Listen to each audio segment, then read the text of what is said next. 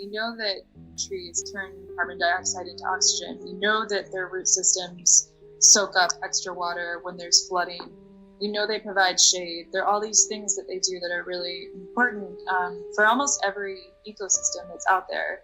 And yet there's this sort of desire to just wipe stuff out.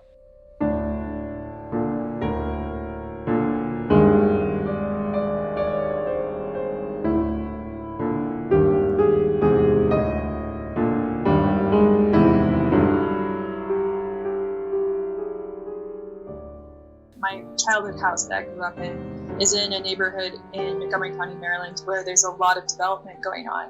And the developers, what they do is they bulldoze an old brick house that is deemed small, and they will build this like very large, cheaply made house very quickly so they can turn a profit. And that has its own issues, but when they do it, they will doze the entire lawn. So the entire plot of land will just be brown mud while they then decide that they're going to build this new house. So my memories of growing up in this neighborhood, I remember like tree-lined streets. I remember like lots of shade. It was just really beautiful. And now when you walk through it, there's no shade. The trees are gone. When it rains, it's all going into the street because it's not getting soaked up.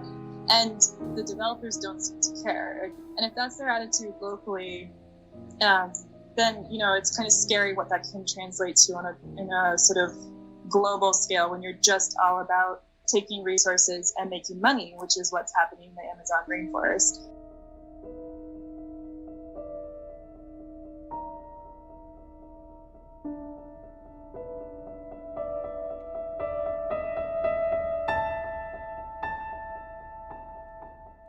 There are two organizations that are really working to protect the rainforest that I thought sounded really, from what research I did, they sound like they're really good at working with the community, working with indigenous peoples in that area. So one was Rainforest Trust, and they buy up the land and to protect it from developers.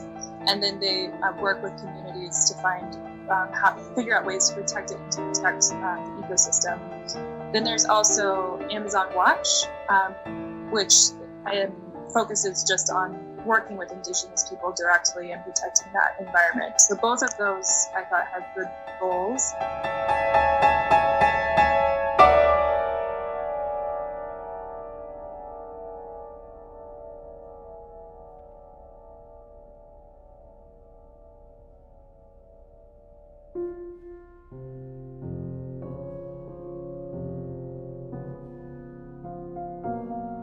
I started thinking about, we're all pretty aware, I think, of what's going on in the rainforest. And I did some research on the Mato Grosso region of Brazil. And that was part of Brazil that was hit the hardest by development, agriculture, deforestation.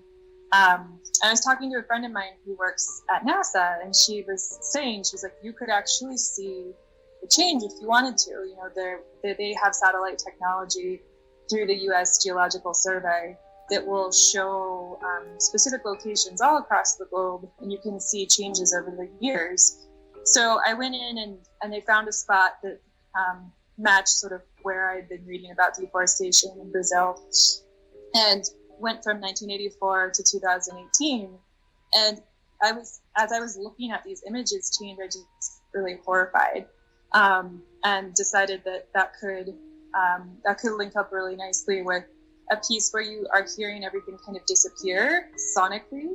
So Until There's Nothing Left is both about seeing disappearance visually of this rainforest, but also hearing these harmonies disappear too and sort of fade into nothing at the very end.